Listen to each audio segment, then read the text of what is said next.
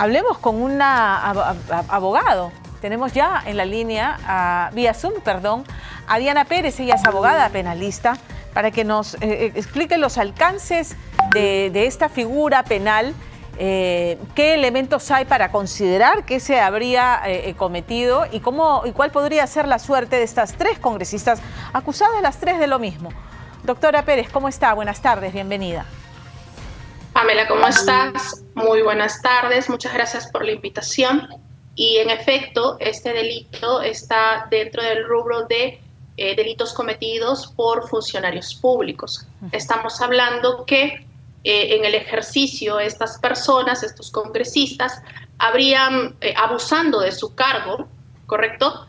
Ya sea que obligan o han inducido a una persona, en este caso a los trabajadores, a dar o prometer indebidamente para sí o para otro un bien o un beneficio patrimonial. En este caso estaríamos hablando que el beneficio patrimonial vendría a ser el recorte de los sueldos. Estamos hablando también que la pena que se prevé es de no menos de 2 años y no mayor de 8 años. Este delito también tiene no solo una pena, sino también se prevé inhabilitación y lo que es días multa. Entonces, es muy importante tener en claro este delito en relación a los presupuestos que he indicado, ¿no?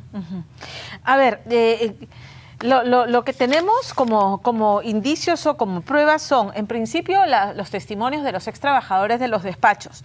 Luego tenemos también correos electrónicos, ¿no? En el caso de la congresista Heidi Juárez, por ejemplo, está el testimonio de un extrabajador que dice que todos los meses debía depositar 1.000 soles, ¿no? a la cuenta de un asistente de la congresista, y que vía WhatsApp le reclamaba: chicos, ¿cómo están?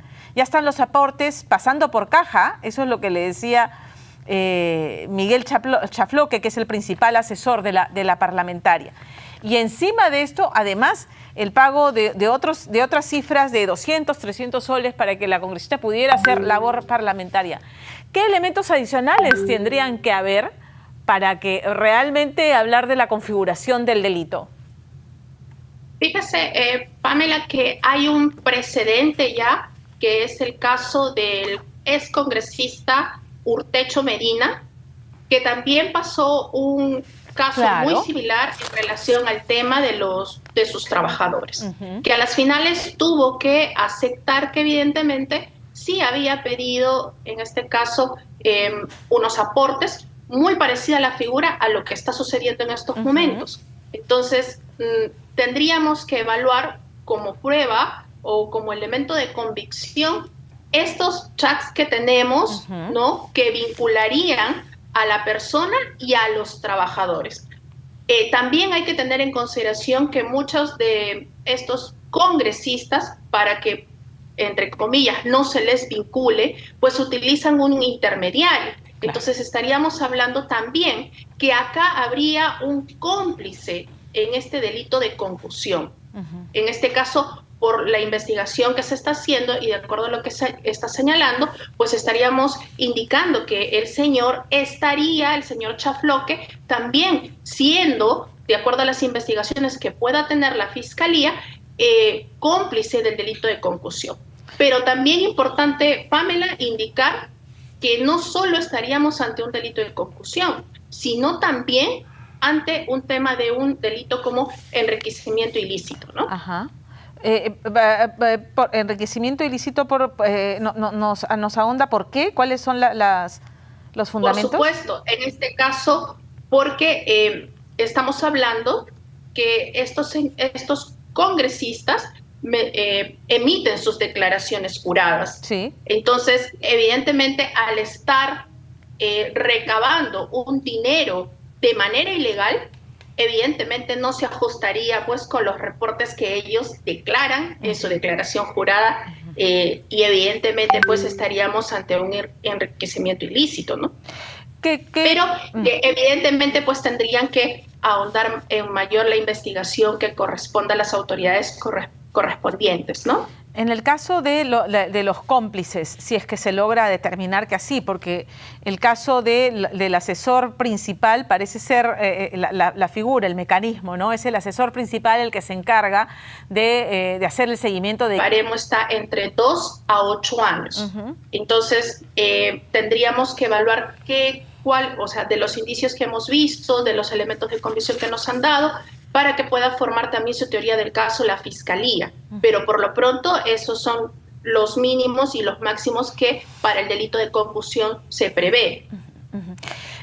Sé que es abogada penalista, pero le hago la consulta igual. En virtud de lo que se conoce y los elementos que ya se han hecho públicos, ¿serían suficientes para que el Congreso de la República, que es una entidad política y que hace juicio político, les levante la inmunidad para que puedan sea más expeditivo el proceso de investigación de estos congresistas, de estas congresistas? Por supuesto que sí, Pamela. Fíjese que acá hay un tema que depende mucho de un precedente negativo para el Congreso. Y justamente para esta agrupación política como Alianza para el Progreso, que ya está teniendo de manera reiterativa a dos personajes que pues están por la misma situación. Claro. Entonces le tocaría al Congreso de forma célere levantarle, ¿no?, el antejuicio político para que las autoridades respectivas puedan iniciar y formalizar la denuncia respectiva por este delito que estaría cometiéndose, ¿no? Claro, porque de otro modo la Fiscalía no puede avanzar, ¿no? Si es que no hay levantamiento de la inmunidad. Sobre todo, Pamela, porque hay que tener en consideración que como tenemos un Congreso que aparentemente se blinda, ¿no? Porque estaría no solo, bueno, ahorita lo que conocemos son de 2 o 3 congresistas, pero no tenemos más información si es que claro, hay otros congresistas que están haciendo lo mismo. Correcto. Evidentemente, pues, hay ese dicho que dice otorongo no come otorongo. Entonces, hay que tener mucho cuidado de cómo se manejan las estrategias o las jugadas políticas que puedan haber dentro del Congreso, pero definitivamente eso va a depender mucho de que ellos puedan, en este caso, hacer de manera célere y pueda hacerse ver ante la sociedad que evidentemente ese tipo de casos son reprochables, porque es una figura ilícita lo que se está cometiendo. Correcto, correcto. Doctora Pérez, un gusto, muchísimas gracias por habernos atendido esta tarde. Muchas gracias por tu invitación, Pamela. Buenas tardes.